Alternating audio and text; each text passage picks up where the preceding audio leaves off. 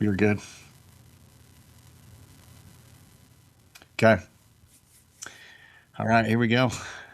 All right, welcome back. Sorry, welcome back to another episode of the Dental Marketing Secrets Podcast. This is episode 131, and I have Beth Leach with me today. And Beth is a marketing expert. And it's funny, as the more I learn about Beth, the more that I realize she's kind of done it all in marketing. So I'm really, really excited to talk with Beth today. We're going to dive into AI visibility, but a little background on Beth. She's has more than 25 years experience helping practices grow. She has a host of companies. She's Orthodontic Revolution, the practice marketer.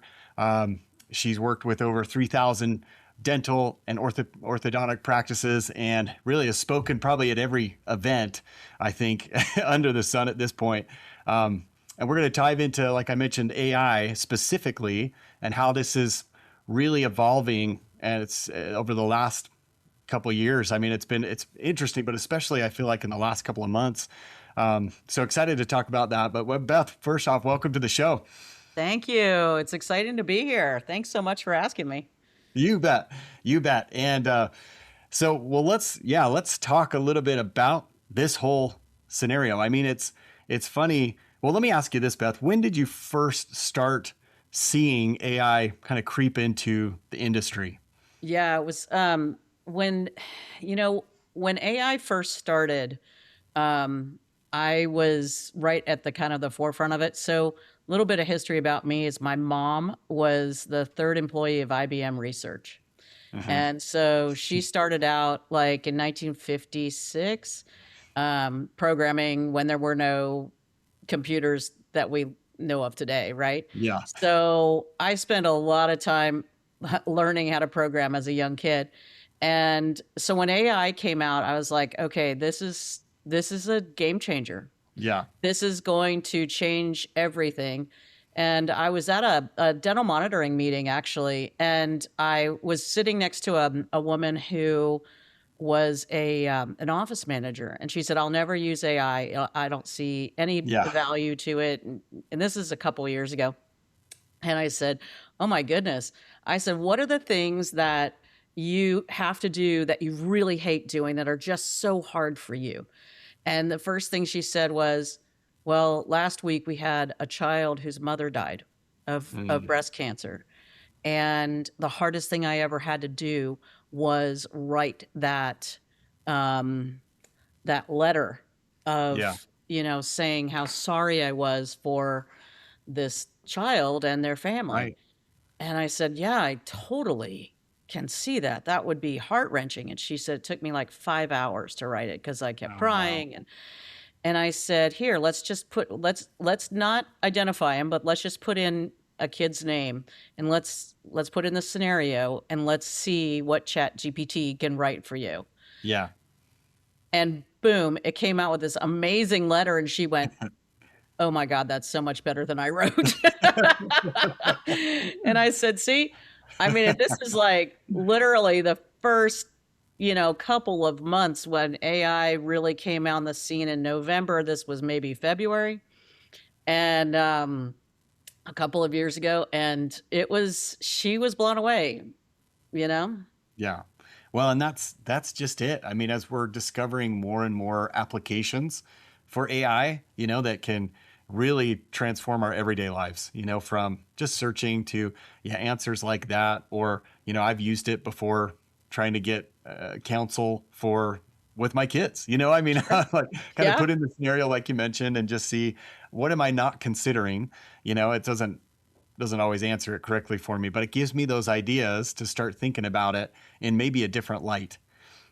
So, well, let's talk about how does that translate for a practice? I mean, what are you seeing? Well, I guess we should start at the beginning. What is, for those that aren't fully aware of AI and AI visibility, how would you describe that to someone if they've heard of AI, I'm sure at this point, but Yeah. just kind of set the scene a little bit for how this is So, different from, traditional SEO and searches. yeah. So I started in marketing dental and orthodontic practices in the early 90s. So right when it became kind of legal to market. Okay. Yeah. Um, and there are only a few things that have made such a dynamic shift in the way that we market our practices. And the internet was one, and AI is the next. Yeah.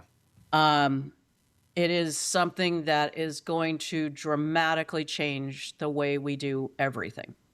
So, AI visibility really, we call it GEO, okay, which is Generative Engine Optimization, okay? And that means it's like the process of making somebody who is going to ChatGPT or even just searching Google, because Google has embedded AI in it, um, to be able to find your practice.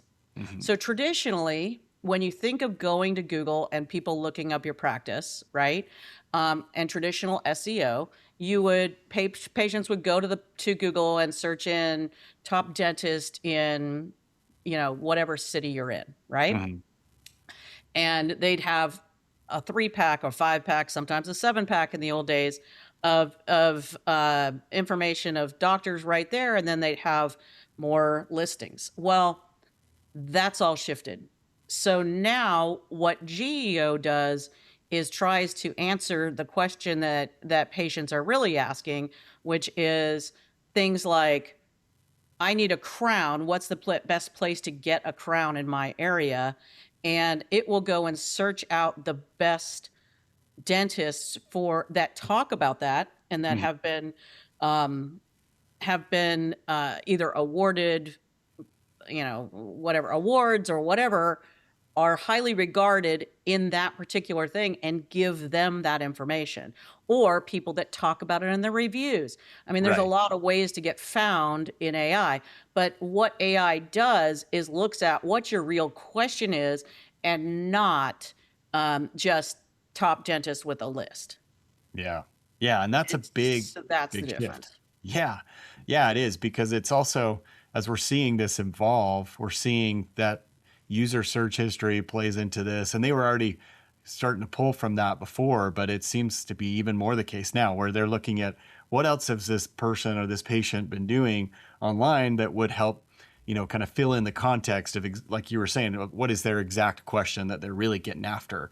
And that's a much different approach, I mean, then, because now you're, I mean, there's potentially, uh, you multiply the number of answers or questions that patients have, and now Right. you're trying to cover all of those instead of just, a keyword or something like that.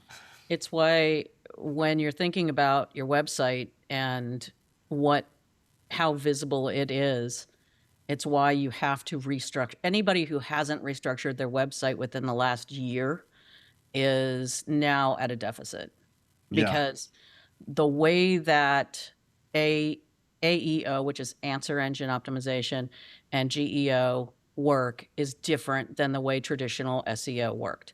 SEO was focused on keywords, AEO is focused on answers. Hmm. Okay. And that's what generative AI is looking for. Yeah, yeah, definitely.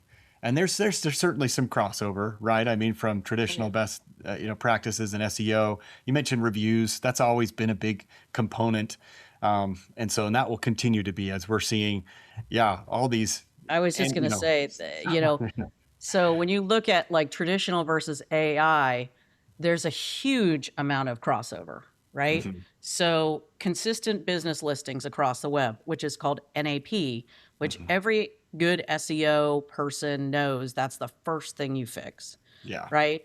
Then reviews and reputation, second thing you fix. If you don't have good review numbers, and I mean, you got to have a lot of them, Hmm. um, that's important. But it's not just, it used to be the number, right? Right. Now it's what is the patient saying? Hmm.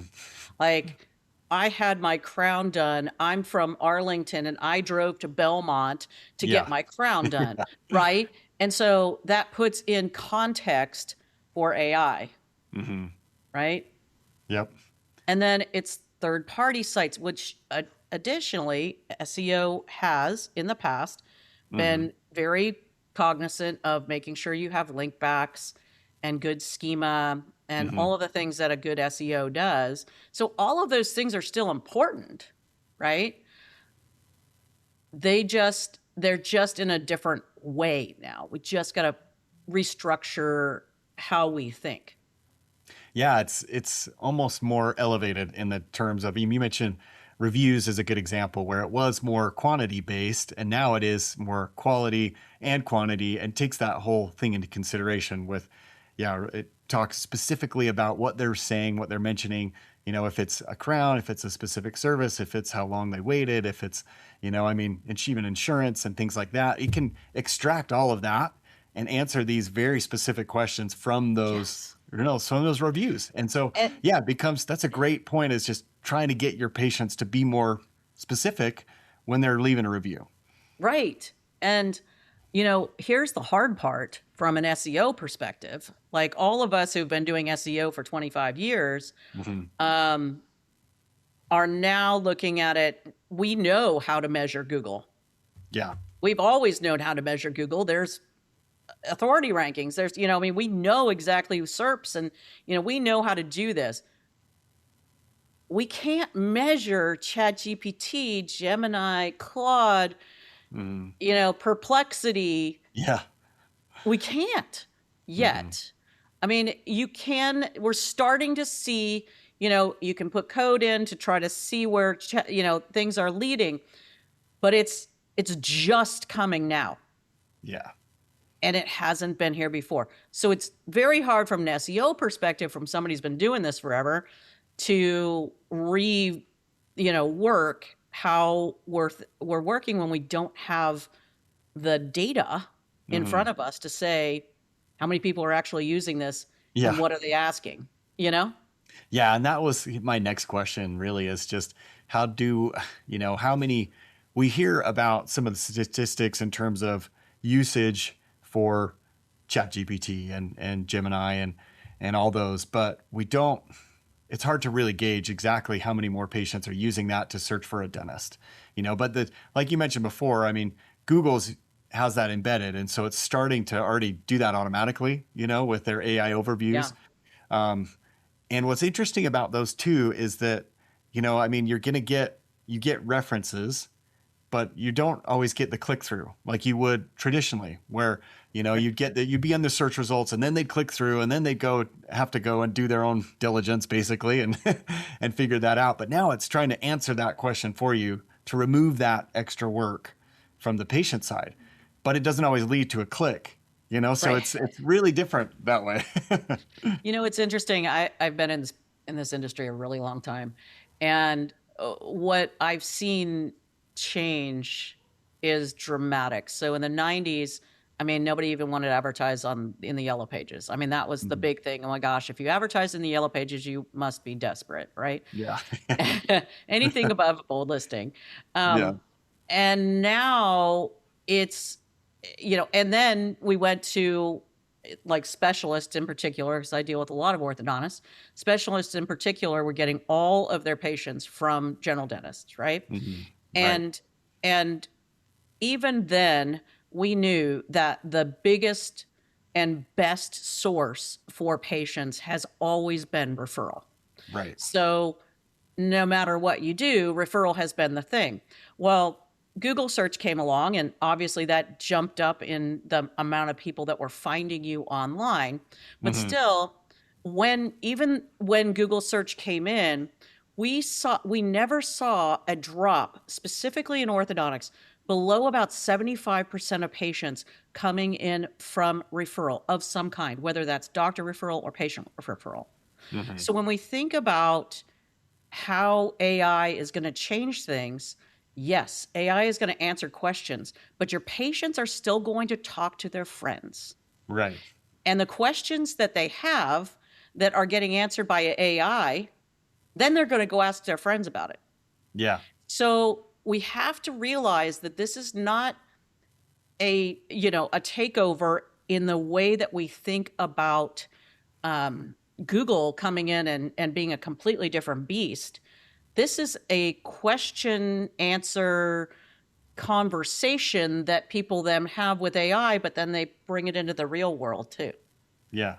right? Yeah. So it's a flow. And Hmm. and patients find you differently now than they found you then. But the flow of relationship building is still the same. Yeah. Well, and that's so interesting you mentioned that, Beth, because as you were talking about that and the referral side and how that's still the major driver, do you predict that AI will start to pull in? I mean, it's already using social media, which it hasn't, it really hasn't in the past a whole lot, but now it's pulling in Reddit conversations, it's pulling in posts from Facebook and Instagram and YouTube and all that stuff. But do you envision that it might recognize who your contacts are because you're logged into Facebook and pull in like their anything that might be relevant from a friend's I think perspective? that's I think that's the next thing coming. I mean, Wow. Yeah. I have kids and you do too, and I mean, they're all worried about this, right? Don't share anything. I mean, Yeah. I think that's coming, and I think we're gonna see where it goes because there might be some backlash on that. Yeah. Yeah. But I do envision that as something Yeah. that's coming, and I think I think any kind of personal information needs to be kept offline. Yeah. If I you know. really want it to be personal, don't ever post it on Instagram or TikTok. Yeah. Yeah. So true. So true. Well, it's so interesting because, yeah, everything is shifting so dramatically. And I think as a result, a lot of people that are, want to follow this, they don't really know what to do about it. I mean, because it's changing so rapidly, they're not sure if I do this now, is it going to change in just a matter of months? And that might be the case. But uh, if you were consulting a practice that wants to be more present on AI, what would be some of your top priorities? You mentioned the website specifically, and we could start there. But what are some specific things that AI is looking for? You Not mentioned even the reviews, but yeah, Yeah, not even the website. I would start with the Google Business Profile. yeah, I think that is the key to everything, and I think it's the place that most practices miss. mm, Because most practices are so focused on their website or their social media or dancing on TikTok. They're not, they spend more time filming and editing dances on TikTok that may blow up to people who aren't in their market and who don't care about them, yeah, and no time optimizing their Google Business Profile, which actually matters. yeah, So the Google Business Profile is a number one. That's the first thing I would do. Get onto Google, make sure you control your Google Business Profile. Go in there and fill out every service that you provide. Fill out make sure you're posting on there 3 times a week. hmm, Do the updates. Do all the things that Google wants, including photos and anything that Google is looking for in that Google Business Profile. You want to put it on there. yeah, Booking where people can book online. Booking online is a huge deal, and a lot of people still are scared of it. But man, I'm telling you, it is the thing. I mean, we book literally everything else online. I'm not sure why dentists and orthodontists have a problem with booking online, but yeah, um, that's the first thing I would do. Then yeah, I would look at getting high quality patient reviews. hmm, So, patient reviews are some of the most important things you can do. It's about the number, but it's really about the quality yeah, and getting people who are going to really write something about their experience. And now Google has come out with this whole new thing where you can't or you are not supposed to be asking for a review while they're in the practice. right, So, um, after they have been at the practice, you can text them and ask for a review. I mean, everybody's still asking for reviews in the practice, so I don't know how it's going to yeah, change. But right. the new rules say you shouldn't be. I Um, know, I know. so, but the reality is talking to your patients and maybe asking them, how was your experience? And Hmm. then talking them through the whole, if you would write a review for us, it would be wonderful. And if you could talk about the things you really loved about our practice, we would so appreciate it, because reviews that talk about the things that we do well really help us to find patients just like you. Yeah. Yeah. I mean, And that is so valuable. I mean, from an SEO perspective, from an AI perspective, from a just a team feedback perspective, to realign and right. get everyone like, oh, this is why we do what we do. So it's so important. And it really isn't that hard. It's more getting in the habit, and then it becomes fun, because you're getting this positive feedback loop, you I know. think the thing that a lot of practices miss is you have to ask. Yeah. Yep. I don't care if you're texting, because what I hear a lot of is, oh, well, our system texts them. Okay, yeah, but you're in front of them, you're Mhm. talking to them, you need to ask them. Yeah. Yeah. It's so true. And they know they will say, well, I've got this and this I got to do. They do have a lot of things on their plate, but it really is just a matter of making it part of your process, and then looking for those triggers, when patients Right, comment on how great it was or how right. less stressful it was. That's a perfect time to ask. And like you said, you can frame it so that it's, hey, I'm going to text you after this appointment with a link, so make it easier for you, and then have like little instructions in there. But just planting that seed is going to make your conversion rate so much higher getting those reviews. Right. I mean, that's the big thing. And then, of course, consistent NAP, so that name, address, phone Hmm. needs to be the same. You have to have strong website content. You need to have, if you are a member of the ADA, CDA, Hmm. AAO, whatever it is that are the memberships within your practice, you need to have those on your website. You need to have links. You need to make sure that your information on their website is accurate. You would not believe the number of That's true. people That's I a good one. see with inappropriate, inaccurate information, especially Yeah. young docs who've worked at 2 or 3 different places and now have their own and never updated their AAO membership profile. Mhm. So that kind of stuff is really, really important, because those are authority citations. Yeah.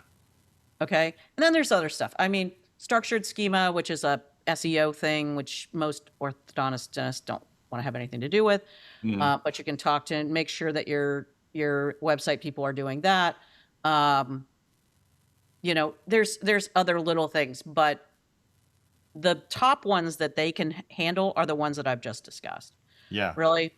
I mean, And those are I've things that all practices can do on their own if they really, right. I mean, yeah. Yeah. I mean, these are things practices can do on their own to improve their optimization online. And that's really the things that I like to focus on. Hmm. Yeah. If you know, they we have a website that we created called AI Smile Score, Hmm. and they can get on there and see where they are in AI and look at the things that they need to do to improve themselves. And it's free. So, might as well go use it, right? Yeah. Um, but honestly, those things are the most important things they can do. Just Yeah. get them done themselves. Right. Right. And and it really, I mean, it's not that hard to create that type of content. When you mentioned Google Business Profile, adding posts, and a lot of people will push back and say, I don't know what to post. I don't know what to say. But a lot of it just comes back to, what are the questions that you get every day, all day? I mean, Right. what types of insurance do you accept? When are your hours? Or when you open? Or what about emergency? What about this and that? That's all great content. And that all of those can answer those questions that are going to become more specific, over time, as people get more and more familiar with using AI. Because they realize the capability of AI to pull from all these sources effectively to answer it more specifically. And that's really the cool thing about it. But I loved what you said. I mean, just we can do all those things on your own, if you just Right. focus on that, and then updating that on a regular basis, looking at that. And then I would say, I'd probably suggest too, just, you've got Google's the primary driver for reviews, but there's other of those high authority sites that you can get reviews on, health grades. You have things like even Facebook recommendations, like those still pull in, not as much, but they still will, Yelp is a driver too. And Yelp. then you get Yeah. some of those pages that will help with that authority. Because if you kind of think of it in terms of their goal is trying to provide the best answer possible, and and so if you can put together the best, most, what's the right word, but the most comprehensive case for you to be the best answer, and that's going to include all those things that you mentioned, having other sites talk about you, having reviews from patients, making sure all your listings are accurate, all that information, then it's going to be much easier for you to show up. I mean, it's really about understanding what the questions are and answering them. And the best way that I've always done this, I've done this for 30 years, asking the Mm-hmm. doctors, what are the questions that you get asked 50 times a week? Yeah. Write them down and put them on social media with Yeah. answers. Put them into Google Business Profile, same exact thing. Yeah. Put them onto your website. The big thing that a lot of people don't understand is that now you should have questions and answers on every page of your website. Any Mm. service page within your website, whether that's, crowns or a Solia laser or Yeah. Invisalign, every single page should have a Q&A at the bottom that answers those specific questions. And I would prefer that it not be answered by AI, that Yeah. you actually sit down and answer it the way that you would answer it Mm-hmm. with a patient. Yeah. Yeah. And the easy way to do that too is just record yourself Exactly. talking to a patient. I mean, they're a concert pitch essentially, and you can just transcribe that or use that video, and do both. I mean, it's so much easier. And I think that's kind of the danger with AI, is that we ask it to do it for us. We glance at it and then we say, okay. And unfortunately, a lot of times it ends up looking like the same thing that everyone else has because it probably is. There was Right. there was like a celebrity, I forget who it was, but they had a job opening and they had all these applicants, and all the applicants used the same thank you follow-up response from AI, and she didn't hire any of them. She's like, nope, that's a hard no. Yeah. I mean, and if you look at, and now it cracks me up because because I'm in the industry, I get so many advertisements for marketing firms, in dental and orthodontics. And so I get a billion of them. And I look at every single one of them and it's all the same. It's fear and it's trepidation and Mhm. I can solve your problem with X. Yeah. And, it's AI. It's fully AI. Yeah. And that's the unfortunate part of what's happening today. I mean, I use AI constantly, Hmm. probably 6-8 hours a day. Yeah. Um, but it doesn't mean that I allow AI to dictate every part of everything I do, because it Yeah. can't, because it's wrong so much. Yeah. It is. It is. So there's that danger for sure. Um, but I think like you said, if you just can answer a lot of those questions as you normally would, and I think that's a great place to start. And if you were to, take Beth's advice and really just list out those questions, you would have content for days and days and days. I mean, have content for the entire year. If you're talking about each specific service that you provide, each treatment, you go into, well, all the FAQs in terms of how long does it take? What can I expect? This treatment compared to that treatment, I mean, you can go into all the nitty gritty, and again, you'd answer all those questions, which is great. But then it's just, you're going to show up for those answers on AI, more likely to show up for those answers on AI, and it's going to be easier for your patients to feel comfortable moving forward because you've answered those questions in advance. And you can also look at Answer the Public, Mm, which is a great site to find out what questions people are asking. If you're new in practice and don't know what yeah. questions are being asked, go to answerthepublic.com. and it will give you all the questions that people are asking online. And then you personally think about those questions and write that out. Yeah. Yeah, that's an easy one. Easy, great resource for sure. Okay, so Beth, what would you say if you were practice owner and you were next 90 days and you hadn't done anything about AI before, and you kind of mentioned, I'm guessing you're probably say the same things that you mentioned before, but anything, just recap those if you're first 90 days. First 90 days, I would optimize my GBP listing Hmm. with current photos and information. Make sure every single field is filled out. So make sure you are posting regularly. So that means 3 times a week on GBP, that it's content that makes sense, that you have questions up there, and that you're answering those questions. And you can feed your own questions in. So Yeah. if you want to put questions, then you can answer them. There's a lot of information that can go onto GBP. It is your number one place. Number two, in the next 90 days, create content around those top 20 to 50 patient questions that you get every single day. When your patients come in, just take the week and write down every single question, and then look at the questions that you've had over the course of the week and say, okay, I saw these 20 questions 5 or 6 times. Therefore, those are going to be the ones I start with, and then go on to the next set. But look at how those are running, and then put those on your social media, put those in their GBP listing, put those onto your website as well, because then it looks at, because AI is looking everywhere, Yep. right? So you're going to have those things. And then I would really, the review generation thing is huge. And I would make sure you have a very good system for review generation, and collecting high quality patient reviews, not just number of patient reviews, Yeah. right? I think that would be where I would start. Hmm.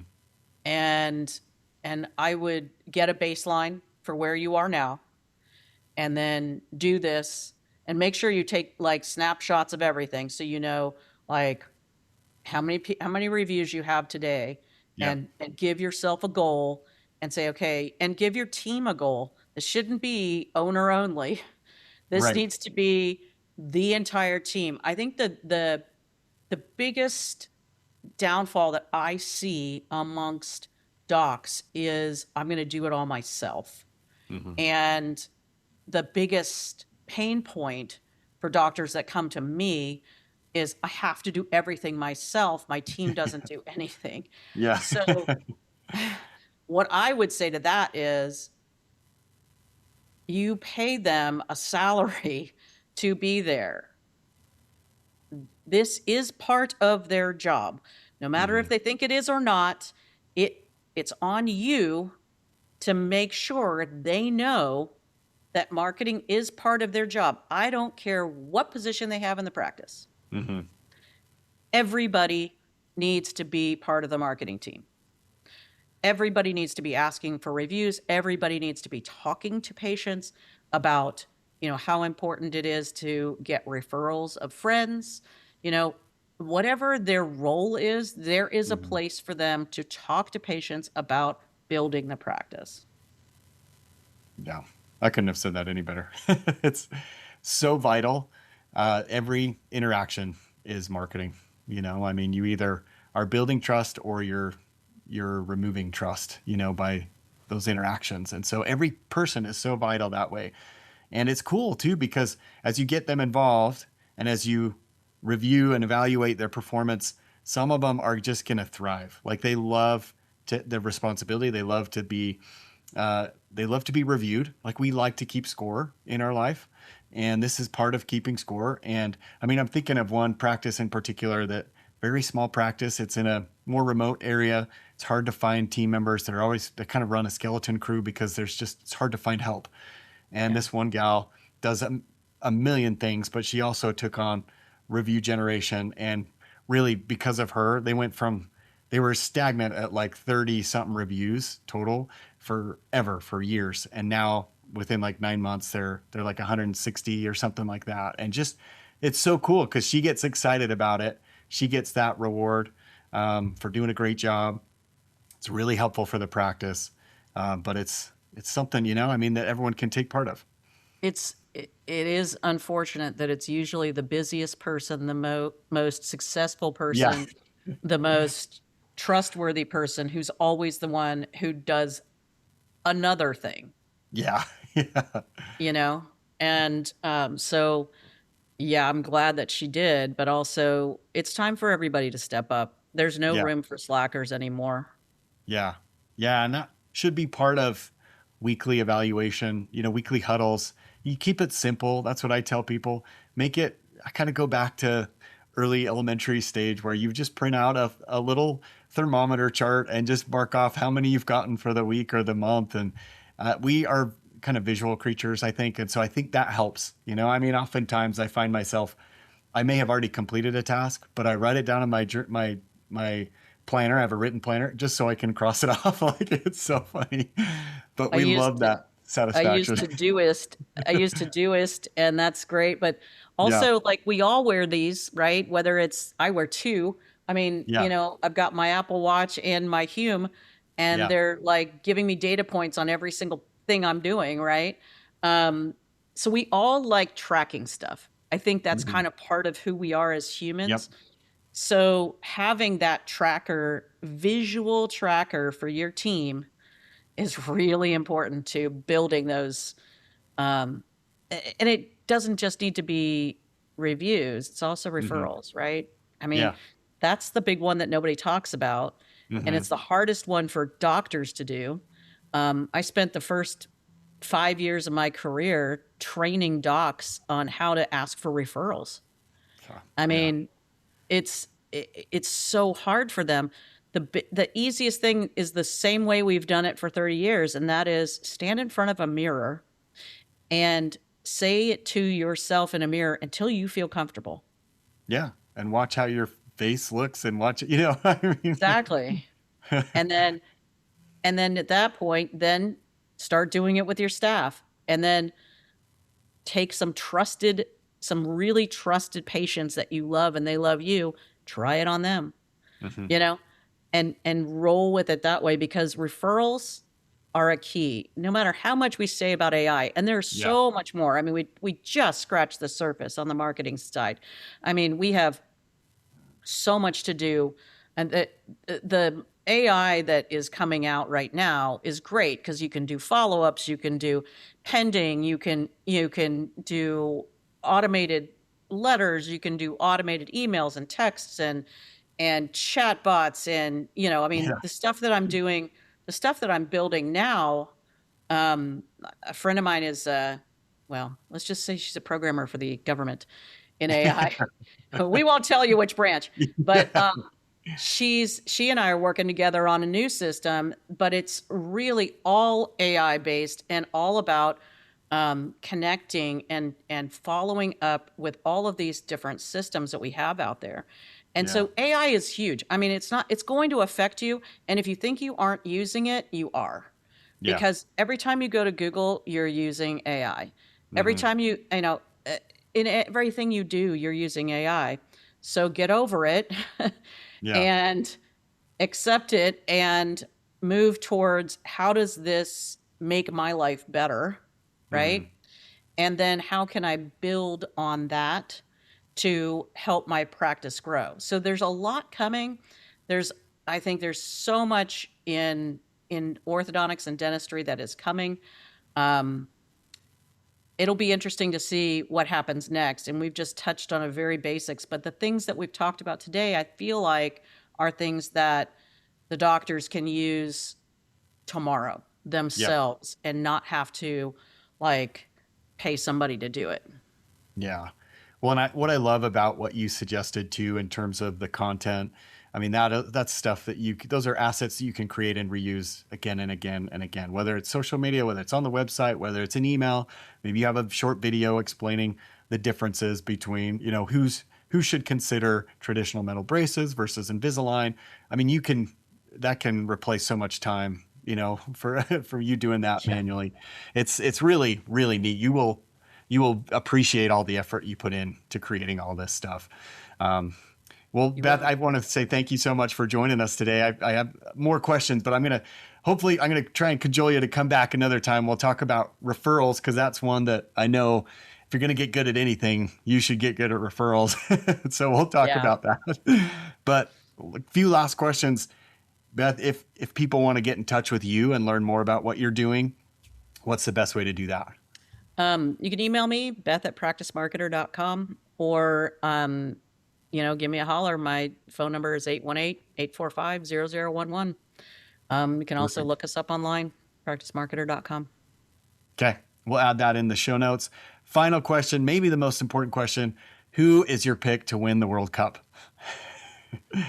That's a hard one, especially Well, who do because a you? couple of my teams got knocked out yesterday. Oh, shoot. I mean, Netherlands? Germany and I don't know. I mean, I'm hoping for USA. It Yeah. would be a first, Right. but I think we've really improved our abilities out on the field as far as men goes. Our women Yeah. have dominated Oh, for they've been so good. forever, and I'm a huge soccer fan, so Yeah. Yeah. I know. If it's not the US, typically I root for Italy because I spent some time over there, but they didn't even make it, which is tragic. And I don't even want to get into that. oh, But I love Morocco. Actually, I love the way that they yeah. play. And Do you see that game? That was oh, it was amazing. so good. Oh my gosh. I thought for sure they had it in PKs and then they started to falter. And I was like, oh no. But That was crazy. that was That was wild. absolutely insane. And yeah, I watched the whole thing on our big screen. I was just like, Yeah. wow. I know. I know. Well, we'll see what happens. But well, Beth, thanks again for coming. And I'd love to have you back in the future. Appreciate all the insight and your experience. Thank you, Mark. Take care. Have a great one. You too.